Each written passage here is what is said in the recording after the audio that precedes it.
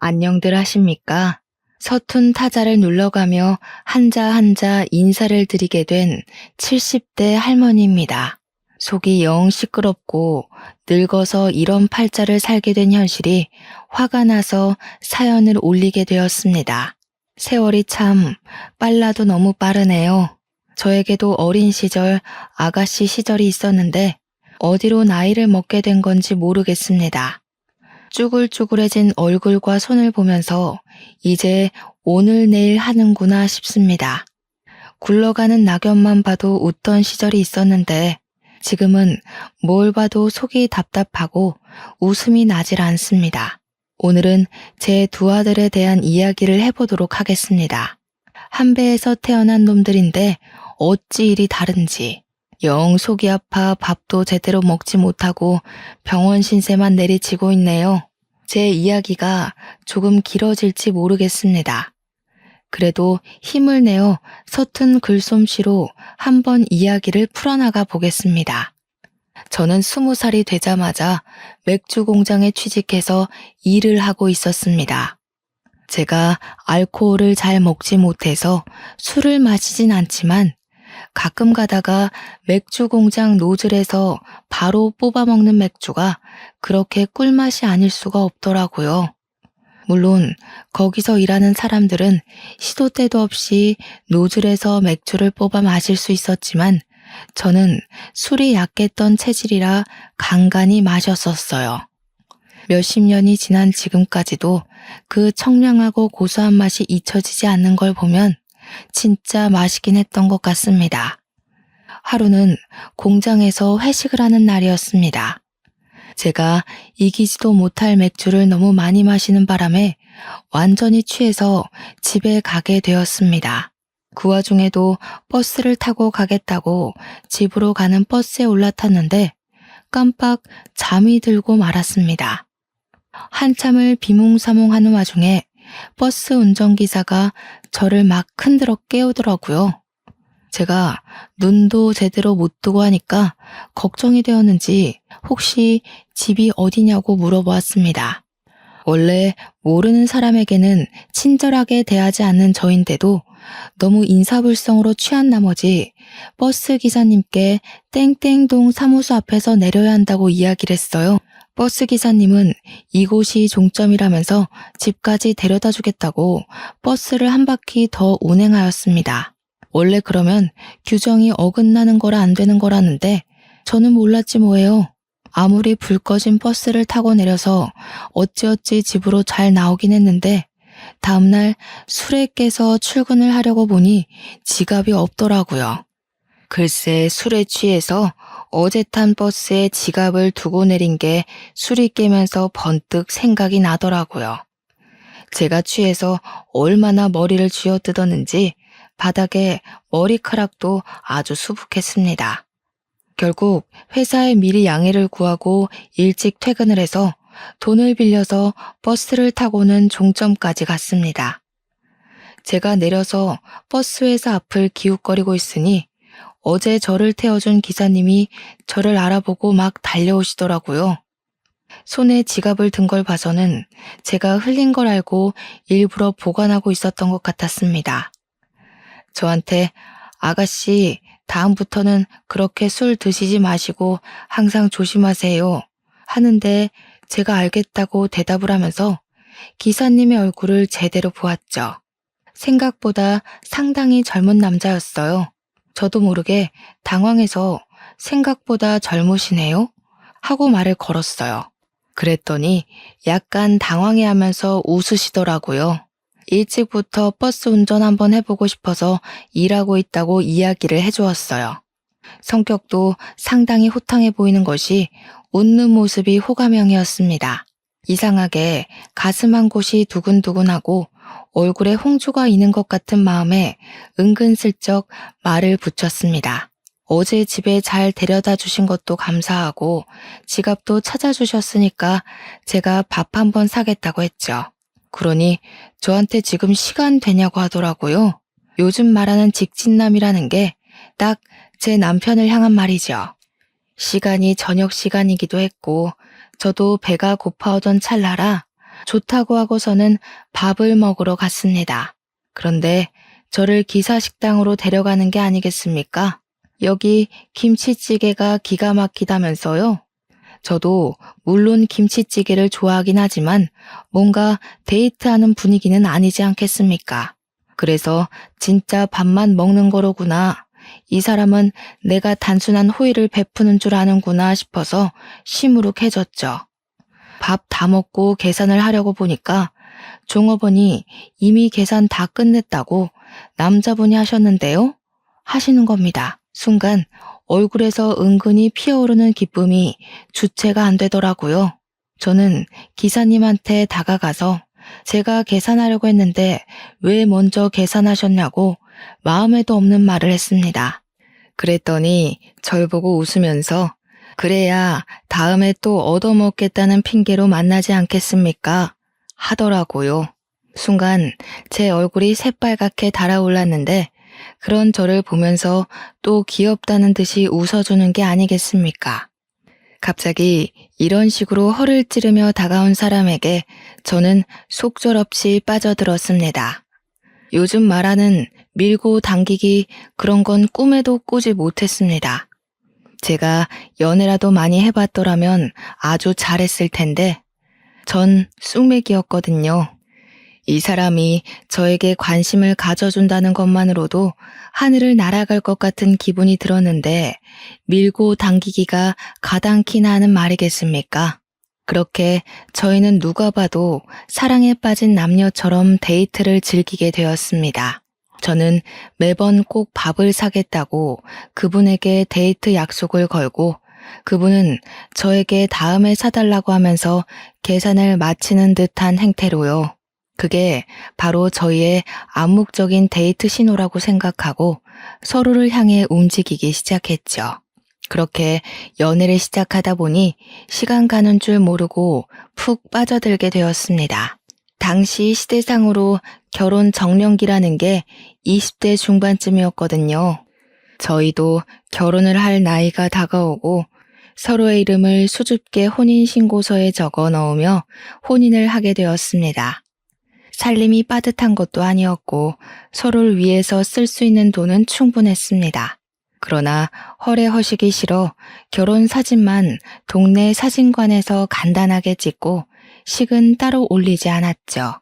저는 여전히 맥주 공장에 다니고 있었고 남편은 버스 기사 일을 하면서 둘이 행복한 일상을 보내고 있었습니다. 몇 년의 세월이 흐르고 우리에게는 떡두꺼비 같은 아들이 둘이나 생기게 되었습니다. 정말 하루하루가 이렇게 행복할 수 있나? 단란한 집에서는 웃음이 끊어지질 않았습니다. 재롱을 떠는 두 아들을 보면서 우리 부부는 밥을 먹지 않아도 배가 부르다는 말을 실감할 수 있었죠. 첫째가 태어난 지 얼마 되지 않아 당시 육아휴직 같은 게 없었기에 저는 오랜 세월 몸담았던 맥주 공장을 퇴사했습니다. 넉넉하게 받은 퇴직금은 아이들을 키우는 데 쓰겠다고 적금처럼 모셔두었죠. 갑자기 외벌이가 된 탓에 저는 집에서 인형 눈깔도 붙이고 포장 아르바이트도 하면서 생계를 꾸리고 있었습니다. 애가 어려서 집 밖으로 나가는 게 좀 힘들었거든요. 그때 뭐 어린이집 같은 게 보편화된 시설도 아니었고요. 남편은 동네 버스 운전을 하다가 좀 더 큰 돈을 벌기 위해 고속버스 회사로 이직을 했습니다. 고속버스 운전이 마을버스보다 더 힘들었고 장거리 운전이었기에 봉급은 훨씬 좋았습니다. 그렇게 평생 행복한 줄만 알았던 우리 가족에게 검은 그림자가 드리우고 있다는 사실은 꿈에도 몰랐습니다. 남편이 버스 사고를 당하게 된 날 아직도 저는 그날이 생생합니다. 허망하게 반대 차선에서 달려오던 트럭과 사고가 나게 되었고 고속도로 특성상 빠르게 달리고 있던 남편의 버스는 크게 사고가 나고 말았죠. 승객들은 다행히도 얼마 다치지 않았지만 정면으로 트럭과 사고가 난 우리 남편은 그렇게 저와 두 아들의 곁을 떠나게 되었습니다. 현장에서 눈도 뜨지 못하고 병원으로 이송 한번 못 해본 채 그렇게 가버렸죠. 당시 남편의 사고가 뉴스에도 나왔는데 우리 남편이 핸들을 틀었다면 살았을 거라고 하더라고요. 대신 그만큼 승객들이 많이 다쳤을 거라고. 남편이 핸들을 틀지 않고 정면으로 트럭을 받아냈기에 남편만 참사를 당한 거라고 하더군요. 우리 남편 정말 직업의식 투철하다고 너무 멋있지 않냐고 흐느껴 울었습니다. 조금만 덜 멋있었어도 우리 아들들과 오래오래 함께 살 수 있었을 텐데 말이죠. 유감을 표하던 버스 회사에서도 보상금이 두둑하게 나왔고 당시 졸음운전을 했던 트럭 운전수에게도 합의금을 받았습니다.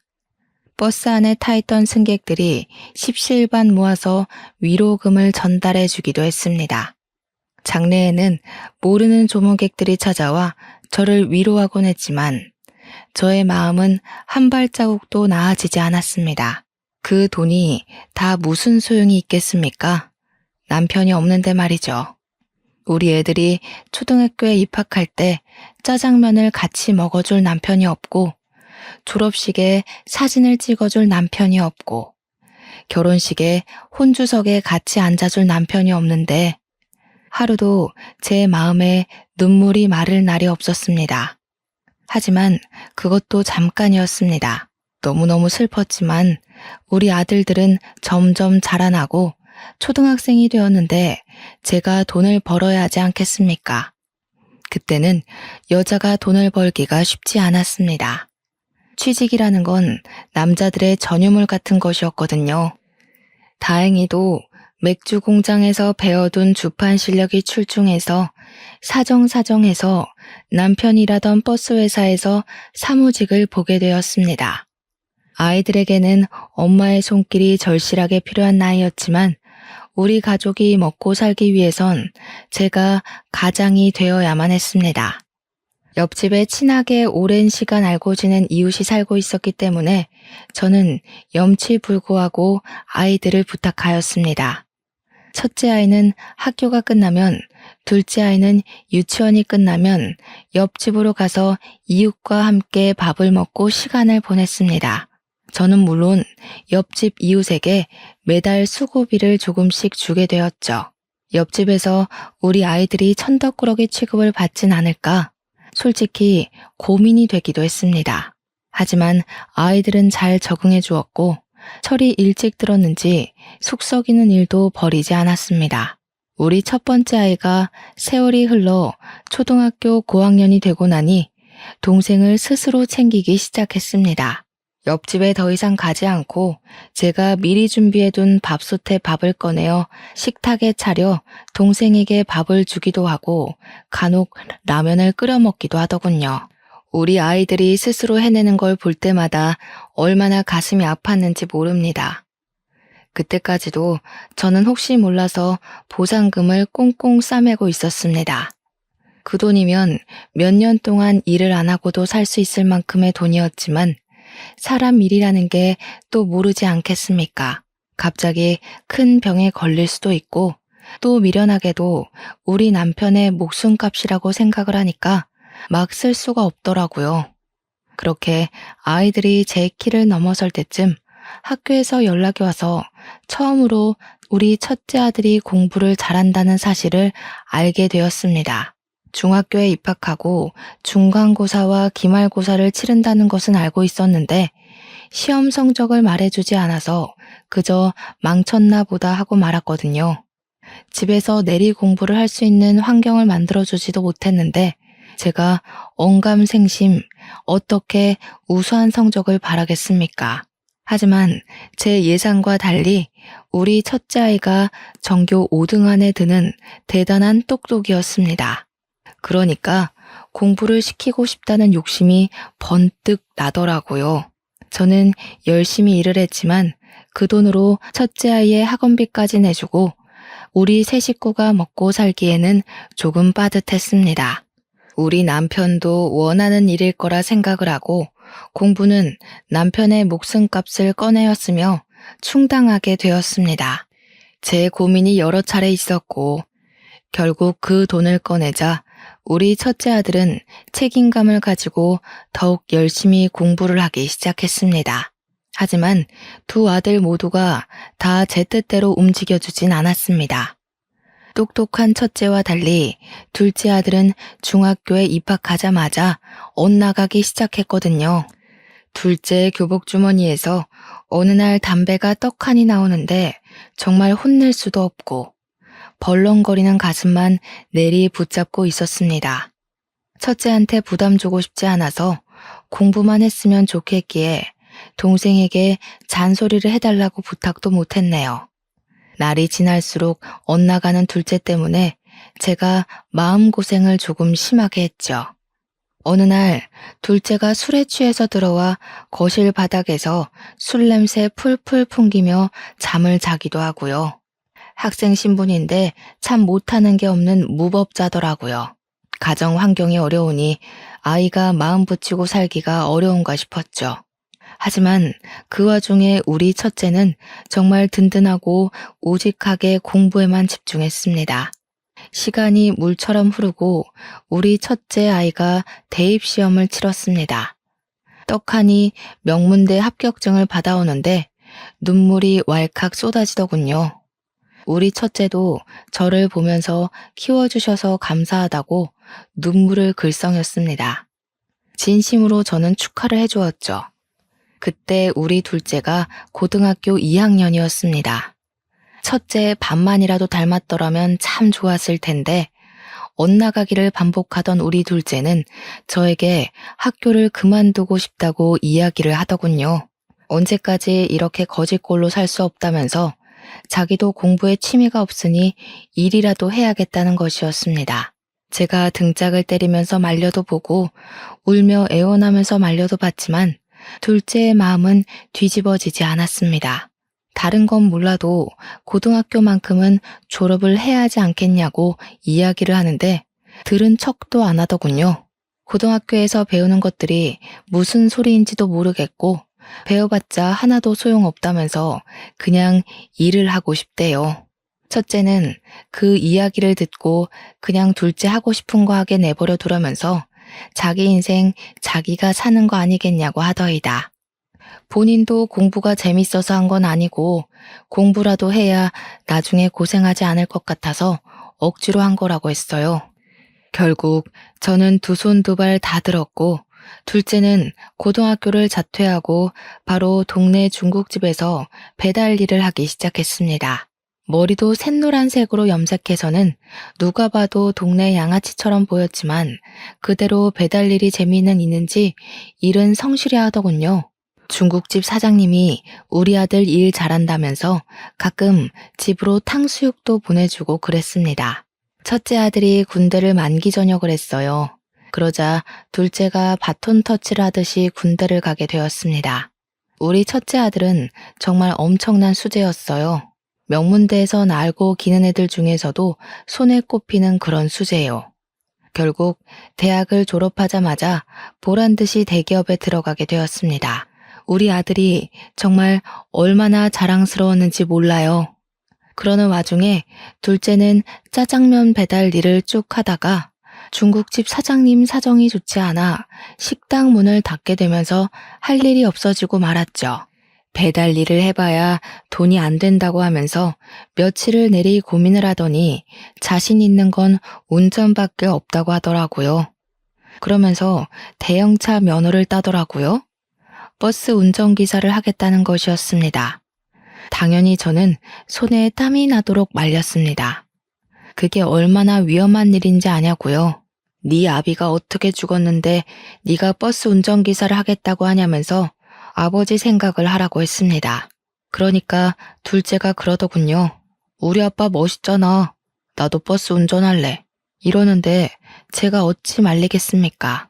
그래서 너 하고 싶은 대로 한번 해보라고 했습니다. 그렇게 다들 각자의 자리에서 열심히 생계를 책임지며 일을 했습니다. 저는 여전히 버스회사 사무실에서 일을 했고 둘째는 우리 회사 고속버스 운전기사가 되었습니다. 큰아들은 대기업 연구실에서 성과를 내며 승진도 초고속으로 하고 아주 탄탄대로를 걷고 있었죠. 그렇게 몇 년이 더 지나고 첫째 아이가 결혼을 하겠다고 며느리감을 데리고 오겠다고 했습니다. 집에서 만나는 거냐? 오래간만에 솜씨 자랑 좀 해야겠다. 갈비찜을 해둘까? 우리 아들 갈비찜 좋아하잖아. 라고 했더니 아들이 고개를 절레절레 졌더군요. 집이 낡아서 부끄러우니 그냥 밖에서 만났으면 좋겠습니다. 하더라고요. 그래서 그냥 알겠다 그러자라고 대답을 했습니다.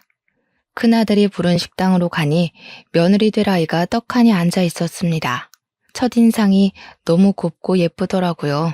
하늘색 원피스에 머리에는 진주가 촘촘히 박힌 머리띠를 하고 왔는데 무엇보다 손이 정말 곱고 희고 예뻤습니다. 나처럼 고생한 손이 아니라 올곧게 쑥 자란 손가락이 예뻐서 아가씨는 무슨 일을 하는 사람이요? 하고 물어보니까 피아노 전공을 했다고 하더라고요. 큰아들이 팔불출처럼 예비 신부가 피아노 전공을 했다고 이야기를 하면서 지금은 학원에서 아이들을 가르치고 있다고 설명해 주었습니다. 그래서 그렇구나. 손이 너무 예쁘더라. 이야기를 했더니 저한테 웃으면서 제가 살림이라는 걸 전혀 안 해봐서 그럴 수도 있어요 하더라고요.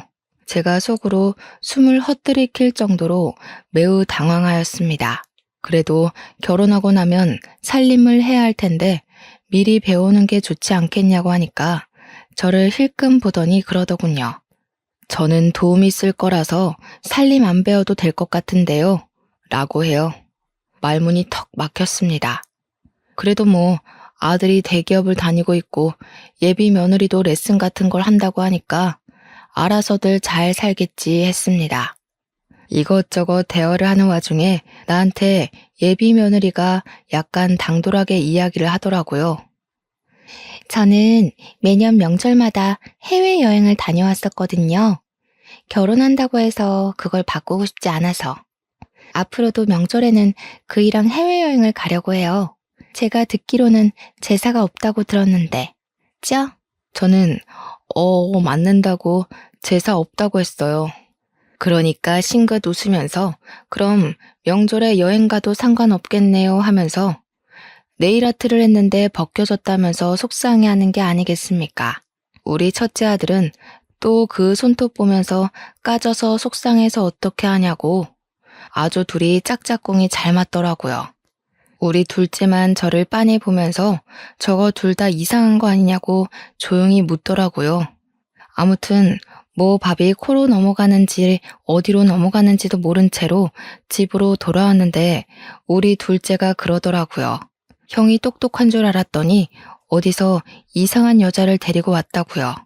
저는 그냥 대꾸 없이 말을 아꼈습니다.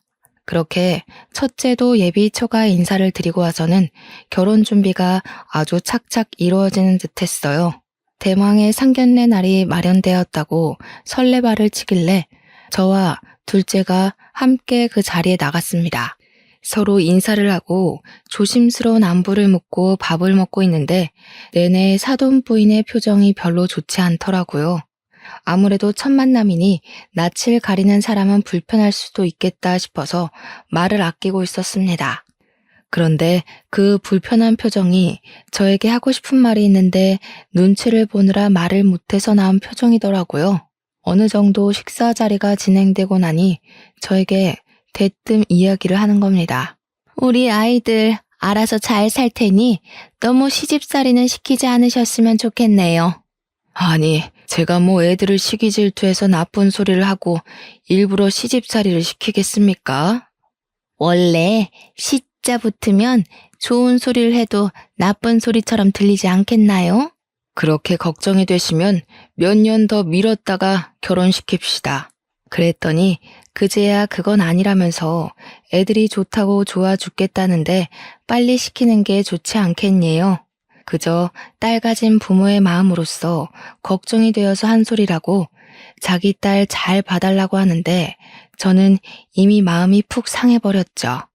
자리가 끝나고 첫째가 저한테 오더니 왜 그 자리에서 그런 소리를 했냐고 저를 타박하는 게 아니겠습니까? 어찌나 팔푼이 같던지. 그렇게 똑똑하던 아들이 예비 며느리에게 푹 빠져서 저런 꼴을 하는 게 어이가 없었습니다. 저는 엄마가 그렇게 무시를 당하는데도 처가를 싸고 들고 싶냐고 이야기를 했죠. 내가 뭘 했다고 시자 노릇했다고 저러냐고 아들이 입을 꾹 다물더라고요. 하지만 좋다는 그 둘을 어찌 말리겠습니까? 결국에는 결혼까지 하더라고요. 첫째네 부부가 신혼여행을 다녀와서 시댁에 인사를 드리겠다며 저희 집에 한복을 입고 찾아왔는데 둘 다 빈손이더라고요. 그래서 둘째가 처가에도 아무것도 안 드린 거냐고 물어보니까 첫째가 우물쭈물 하더라고요. 우리 집에만 빈손으로 온 것이 뻔했죠. 아들 키운 거 참 소용 하나도 없더군요. 둘째가 그거 보더니 형도 참 너무한다면서 방으로 들어갔고 분위기는 걷잡을 수 없이 싸해졌습니다. 아침부터 저런 것들 먹이겠다고 갈비찜을 했다는 게 참 짜증이 나더군요. 밥 잘 먹고 차 한 잔 마시고 제가 머리가 지끈거려서 이제 가보라고 했더니 며느리가 저한테 은근히 말을 붙여오더군요. 어머님, 갈비찜 남았으면 저 좀 싸주시면 안 돼요? 하면서 그렇게 야들야들한 갈비찜은 처음 먹어봤다고 너무 맛있었대요. 제 손으로 한 음식을 또 맛있다고 먹어주니까 기분은 좋더라고요. 그래서 싸주겠다고 했죠. 제가 또 갈비찜을 하면 큰 솥으로 한 움큼 쪄서 일부러 넉넉하게 만들거든요. 우리 둘째가 제가 만든 갈비찜을 워낙 좋아해서요. 제가 락앤락 통에 첫째내 주려고 갈비찜을 담고 있는데 쓱 보더니 냄비는 내일 돌려드리겠다면서 냄비를 번쩍 드는 게 아니겠어요? 제가 얼마나 당황했는지 이 락앤락 통을 들고 가야지 했어요. 그러니까 에게 겨우 그거요? 하는 눈으로 바라보길래 이거면 너네 한 끼 충분하다고 이야기를 했습니다. 갈비찜은 다음에 또 해줄게. 오래 두면 맛없어. 하는데 제 입에 다 들어갈까봐 아쉬우세요? 하고 뾰족하게 말을 하더라고요. 첫째가 다른 반찬도 싸달라고 하길래 작은 락앤락 통에 일일이 담아서 줬어요. 통은 집에 가서 옮겨 담고 씻어서 내일 돌려달라고 했더니 알겠다고 하더라고요. 하지만 다들 예상하셨겠지만 다음날 락앤락 통은 당연하게도 돌아오지 않았습니다. 아주 깜깜무소식이더라고요. 물론 그거 얼마나 한다고 새로 사면 되긴 하지만 알뜰하게 사시는 주부님들은 다들 아실 겁니다. 그거 한두 푼 하는 것도 아니고 자꾸 사봐야 찬장에 차리만 차지하는 거 아시잖아요. 남의 것을 빌려갔으면 당연히 빠르게 가지고 와야 하는 거 아닙니까? 제가 며느리한테 락앤락 통을 돌려달라고 3번을 이야기했더니 그제야 통을 돌려주더라고요. 그런데 반찬 찌꺼기가 그대로 묻어있는 게 아니겠습니까? 그러니까 다른 통에 덜어놓고 빈 통은 씻어서 가져다 달랬는데 옮겨 담지도 않고 내내 그 통에 담아두고 먹다가 다 먹으니까 빈 통만 가져온 것이었습니다. 제가 뭘 다른 걸 바란 것도 아니고 설거지만 해서 가져오라고 한 건데 그거 하나를 못 지키다니요. 물론 그거 덜렁 하나면 제가 이렇게 구구절절 사연을 쓰지도 않았겠죠. 첫째 며느리가 임신을 했는데 저를 너무 부려먹는 게 아니겠습니까? 그때도 저는 일을 하고 있었을 때였어요. 물론 퇴직을 생각하고 있긴 했지만 할 수 있는 데까지는 일을 하려고 했단 말이죠. 첫째는 대기업 다니니까 나올 수가 없다면서 저한테 어머님 저 이거 먹고 싶어요. 저거 먹고 싶어요. 난리가 난 겁니다. 남편한테 해달라고 해야지 하니까 바빠서 안 된다고 하고 나는 일 안 하니? 하고 물어보면 어머님 그이는 대기업이잖아요. 하는 겁니다. 처음 한두 번은 해줬는데 도저히 안 되겠기에 친정에다가 이야기를 하라고 딱 잘라서 말을 했어요. 그랬더니 시모 사랑 며느리 사랑이라던데 어쩜 며느리인 자기를 챙겨주지 않을 수가 있냐고 갈비찜 먹고 싶으니까 당장 해오라고 울고불고 난리를 치는 겁니다. 결국 저도 못 참고 아들한테 이야기를 했더니 임신해서 예민해서 그런 거니까 갈비찜 좀 해주랍디다. 그래서 내 회사 일은 네가 해줄 거냐고 화가 나서 이야기했더니 엄마 이제 일 쉴 때도 됐잖아요 라고 하더군요. 자기가 생활비를 줄 것도 아니면서 저한테 이래라 저래라 하는 게 너무 어이가 없었습니다. 그래서 저는 결국 필사적으로 첫째 며느리를 피하면서 지낼 수밖에 없었습니다. 10달 동안 일이 바빴다고 연락도 제대로 받지 않고 일부러 아침 일찍 비몽사몽일 때 전화 걸어서 할 말만 하고 끊었죠. 그렇게 출산을 하게 된 날 저는 한달음의 며느리를 보러 갔습니다. 너무 이쁜 손주를 보면서 우리 첫째가 이렇게 아이도 낳고 키우는구나 싶어서 남편 생각에 눈물이 나더라고요. 첫째 며느리에게 수고했다면서 현찰로 300만 원을 뽑아와 조리원 비용으로 쓰라고 손에 쥐어주었습니다. 그랬더니 첫째 며느리가 금액을 확인하더니 이러더군요. 요즘 조리원 가격이 얼만데? 겨우 300만 원이에요? 마음 같아서는 당장에 그 돈 내놔라 하고 가져가고 싶었지만 꾹 참았습니다. 출산한 지 몇 시간 지나지 않았는데 저까지 스트레스 주고 싶지 않은 마음이 컸죠. 그렇게 몇 주 후 저는 드디어 미루고 미뤘던 퇴직을 했습니다.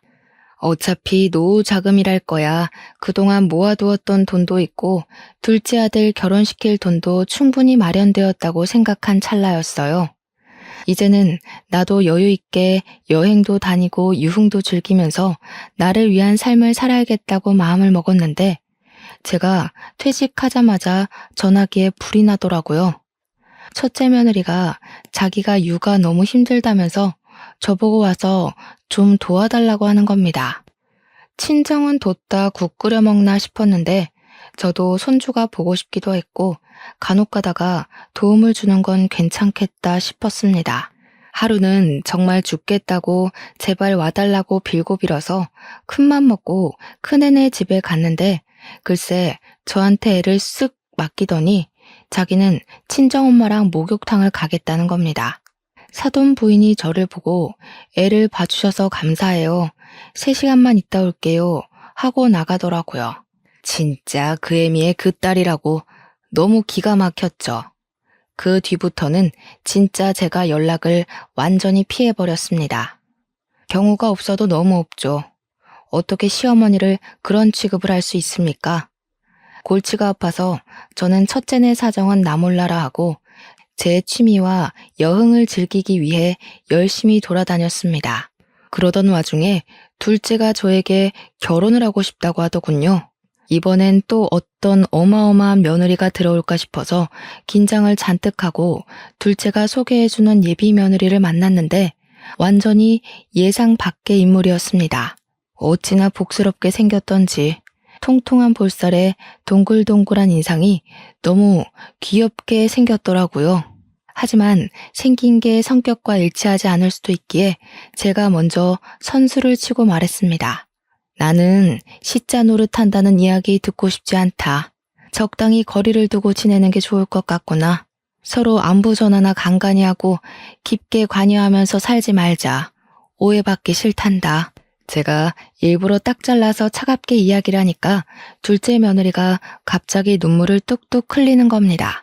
자기는 그런 걸 기대했다고 하면서 서로 좀 부딪히면 어떻겠냐고 같이 어울리고 부대끼면서 살고 싶다고 하는 겁니다. 알고 보니까 둘째 며느리 될 아이가 부모 없이 힘들게 자란 친구라고 하더군요. 부모의 정을 느껴본 적이 없어서 결혼하면 시부모님한테 잘해야겠다고 생각하며 살았대요. 우리 아들을 낳아주고 키워준 부모님이기에 자기한테도 친부모나 다름없다면서 자기를 친딸처럼 생각해달라고 하더군요. 우리 둘째가 학창시절부터 제 속을 많이 썩였던 놈이었잖아요. 제정신 차리고 산 지는 몇 년 안 됐는데 그게 다 이 아가씨 덕이라고 하더군요. 어차피 올 손님도 몇 없다면서 허례허식 없는 결혼을 하고 싶다고 스몰 웨딩인지 뭔지 그거 하고서는 같이 살기 시작했습니다.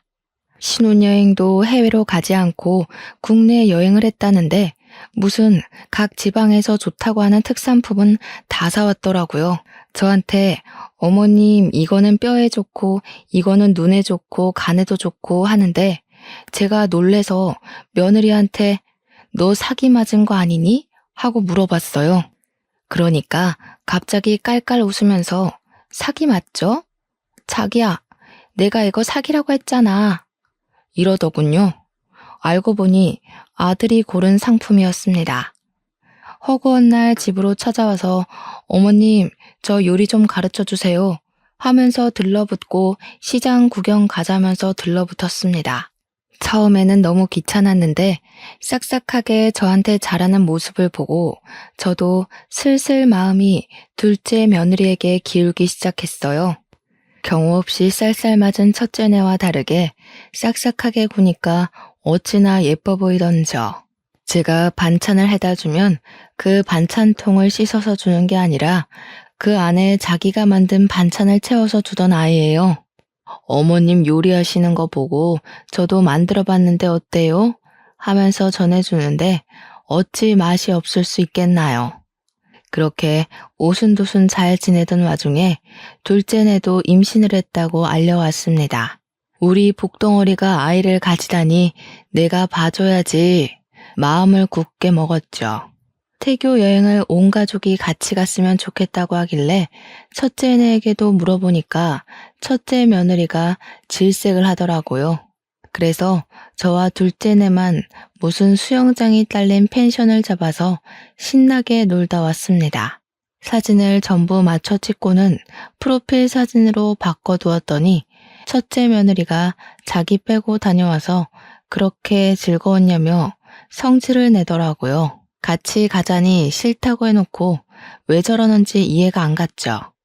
둘째네가 임신 6개월째 맞이했을 때 제 몸 상태가 영 좋지 않다는 걸 알게 되었습니다. 아랫배가 살살 아프고 소변을 누는 횟수가 많이 줄어들었던 것이죠. 왜 이럴까 싶어서 병원을 가야 하다가 순간 머리에 핑 도는 느낌이 들면서 배가 찢어지게 아프더라고요. 막 토할 것 같이 울렁울렁거리는데 제가 119에 전화를 걸어서 도와달라고 하자마자 기절을 해버린 거예요. 요즘은 위치 추적인가 뭔가가 다 된다고 하더니 제 위치를 추적해서 찾아온 구급차를 타고 병원으로 이송되었습니다. 급성 신부전증이라는 진단을 받게 되었고 오래 방치해서 기능이 많이 나빠졌다고 혈액 투석을 해야 한다고 하더군요. 이게 또 주기적으로 투석을 받아야 한다는데 너무나도 막막한 겁니다. 아들들이 병원에서 연락받고 헐레벌떡 도착을 했어요. 별거 아니라고 걱정하지 말라고 저를 안심시켜주는데 자기들도 얼마나 깜짝 놀랐겠습니까? 그런데 또 투석을 할 때 보호자가 필히 함께 해야 한다고 하더라고요.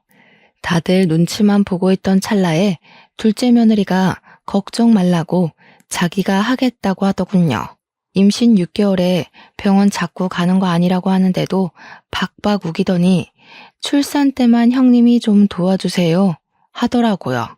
그 뒤로는 정말 둘째가 저를 극진히 보살피면서 왔다 갔다 해주었습니다.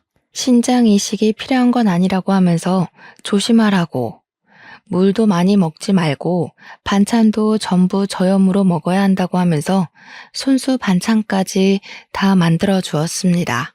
제가 딴 건 몰라도 둘째 며느리 하나는 정말 잘 들였구나 싶었어요. 점점 더 기력을 찾고 회복을 해가는 와중에 둘째 며느리가 드디어 손주를 낳게 되었습니다. 얼마나 예쁘겠습니까? 병원까지 찾아가서 둘째 며느리에게도 300만 원을 주었더니 너무 감사하다고 엉엉 울더라고요.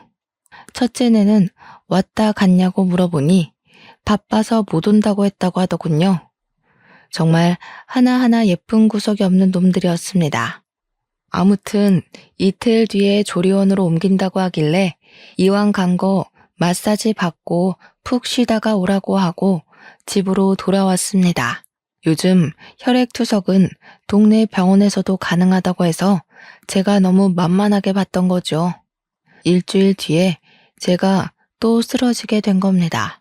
소변량이 줄어들고 몸이 으슬으슬하더니 그만 결국 병원에 입원을 하게 되었는데 둘째네는 조리원에 있으니까 첫째네에게 호출을 했어요. 얘야, 내가 지금 병원에 입원을 하게 되었으니 병원으로 와다오. 외요는 무슨 외요야. 보호자가 필요하다는데 아들들이 죄다 바쁘니 네가 좀 와야겠다. 저는 뭐 안 바쁜 줄 아세요? 동서는요? 둘째네는 출산해서 조리원에 있지 않니? 조리원에서도 다 외출되고 하는데 나가 놀 수 있을걸요? 내 병원에 오는 게 나가 노는 거야? 됐다, 끊어. 병원에서 보호자님을 찾는데 제가 보호자 같은 거 없다고 딱 잘라 말했습니다. 그러니까 병원에서는 좀 걱정이 됐나 보더라고요. 남루한 늙은이 혼자 병실을 차지하고 있으니 돈이 있을지 없을지도 모르고요. 보호자 명단에 있던 첫째 아들이랑 둘째 아들한테 차례로 연락을 했는데 둘째가 떡하니 전화를 받은 거죠. 애가 놀래서 병원으로 달려왔는데 저한테 왜 혼자 있냐고 물어보더라고요. 형이 연락 안 받더냐고. 분명히 둘째 며느리가 출산하기 전에 첫째 며느리한테 연락해서 신신당부를 했다고 하는 겁니다. 너무 서러운 마음이 들어서 죄다 이루고는 둘째한테 조리원으로 가보라고 했어요. 일주일이 더 지나고 저도 퇴원해서 집에서 안정 취하고 있었는데 둘째 며느리가 찾아왔더라고요. 조리원에 있느라 찾아뵙지 못해서 죄송하다고 하는데 우리 며느리가 죄송할 일이 아니지 않겠습니까? 괜찮다고 하니 한알은 뭘 싸들고 왔더라고요. 보니까 갈비찜용 갈비를 수두룩하게 가져온 거 아니겠습니까? 몸보신을 시켜주겠다더니 양동이에 담가 핏물부터 빼더라고요. 한두 시간 담궈놓는 동안 며느리랑 이야기도 하고 시간을 보내고 있었는데 집에 누가 찾아왔더라고요. 문을 열어주니 큰며느리였습니다. 떨떠름하게 네가 여긴 웬일이냐고 물으니 갈비찜 하신다고 해서 얻어가려고 왔어요 하면서 김장통을 떡하니 꺼내놓더라고요. 제가 너무 어이가 없는 거죠. 지난주에 병원에 있었을 때는 바쁘다고 코빼기도 안 비치던 게 갈비찜을 얻으러 왔다고 하니까요. 둘째 며느리가 제가 불렀어요 하더니 무거운 양동이에서 갈비를 하나하나 빼기 시작하더라고요. 그러더니 핏물만 남은 양동이를 냅다 큰며느리 얼굴에 쏟아붓는 게 아니겠습니까? 큰며느리가 동서 미쳤어? 하고 소리를 지르면서 어쩔 줄 몰라 하는데 둘째 며느리가 딱 잘라 이야기를 하더라고요. 미친 게 누군데 그래. 어머님 아프셔서 내가 조리원 있는 동안만 봐달라고 했는데 그걸 못해? 못된 년이. 어머님 괜찮냐고 안부 인사 한 번 없이 갈비찜을 얻으러 와? 큰며느리가 놀래서 김치통도 버려두고 주랭랑을 치더라고요. 제 속이 얼마나 시원하던지 둘째 며느리한테 손뼉을 치고 말았네요. 저녁에 갈비찜을 해놓고 둘째네랑 사이좋게 나눠 먹고 있는데 첫째가 오더니 제주씨 하면서 화를 내는 겁니다. 둘째 아들이 형은 할 말 없다고 둘이 싸우려고 들길래 제가 말리면서 이야기를 했어요. 예, 첫째야. 내가 너 스스로 잘 살길래 아무 소리 안 했는데 더 이상은 안 보고 살고 싶구나. 어디 어미가 쓰러져서 오늘 내일 하는데 바빠서 못 온다고 하질 않나. 안부 전화 한 번 없을 수 있니? 우리 죽을 때까지 서로 연락하지 말고 살자. 첫째가 놀라서 엄마 하고 부르는데 일 없다고 이만 가보라고 했습니다. 그 뒤로 2년 동안 저는 둘째네와 함께 살고 있었어요. 우리 손주가 얼마나 예쁜지 눈에 넣어도 안 아프다는 말이 실감이 가더라고요. 언제 죽을지 모르지만 혈액투석도 꾸준히 하고 있고요. 계속 죽음의 문턱을 오가니 재산을 일찍 정리해야겠다는 생각이 들었습니다. 둘째 며느리한테 제가 남겨둔 3천만 원이 든 통장을 주니 며느리가 눈물을 짓더라고요. 둘째야, 시엠이랑 사는 게 쉬운 일도 아닌데 며느리는 항상 얼굴 한번 안 찡그리고 힘든 일 다 해주고 내가 너네한테 나눠줄 재산이 많지는 않지만 이 통장만큼은 너네한테 주고 세상을 뜨고 싶구나. 며느리야, 얼른 받고 이 돈으로 손주 크면 대학 등록금 필요할 테니 그때 쓰거라. 어머님, 제가 이 큰 돈을 어떻게 받아요? 저는 정말 제 부모님 같아서 잘 챙겨드린 거예요. 평생 어머님이랑 같이 살고 싶다고요. 그러니까 우리 세준이 다 클 때까지 오래오래 건강하게 사셔야 돼요. 그런데 그걸 또 첫째네가 어찌 알았는지 우리 집에 2년 만에 찾아와서는 한다는 소리가 왜 차별 대우를 하냐는 겁니다. 3천만 원 통장 이야기를 운운하면서 자기도 달라고 따지고 드는데 어이가 없어서 말했습니다. 네가 나한테 돈 이야기 말고 다른 이야기 한 적은 있냐고. 이제 와서 얼굴 비추는 건 뭐 하는 짓이냐고 소리를 질렀죠. 첫째 며느리는 나 안 보고 살아서 신난 것 같던데 돈 때문에 찾아온 거냐고 당장 꺼지라고 했습니다. 그러자 첫째가 무릎을 꿇고는 요즘 집안 사정이 안 좋다고 대기업에서 일만 죽어라 하는데 몇 번이나 승진이 누락됐다고 하더군요. 엄마, 진짜 나 너무 힘들어. 제발 그 3천만 원 우리 주면 안 돼? 와이프 진짜 내 입으로 이런 말 하기 좀 그런데 정말 미친년이라니까. 대기업 사모님 소리 들으면서 콧대만 높아서는 동료 와이프가 신상백 샀다고 자기도 똑같은 거 사야 된다면서 다음날 700만 원짜리 백을 사버리질 않나. 나 정말 미치겠어. 난 퇴근하고 맨날 밥도 제대로 못 먹고 돈 걱정에 잠도 못 자고 있어요, 엄마. 들어보니 집에서는 며느리가 바가지도 긁고 요리도 안 해서 맨날 라면만 먹고 버티고 있대요. 버는 돈은 족족 쇼핑에 쏟아붓느라 허리가 휜다고요. 사치에 빠져서 생활비는 부족하고 하루하루가 너무 힘든데 3천만 원이 욕심났다고 이야기를 하더이다. 그러게 네가 어미 버리고 잘 살 줄 알았더냐? 그러게 네 와이프 편들 때부터 알아봤다 내가. 뒤통수는 거기서 맞고 왜 나한테 와서 돈을 내놓으라고 난리냐? 꼴도 보기 싫으니까 당장 나가.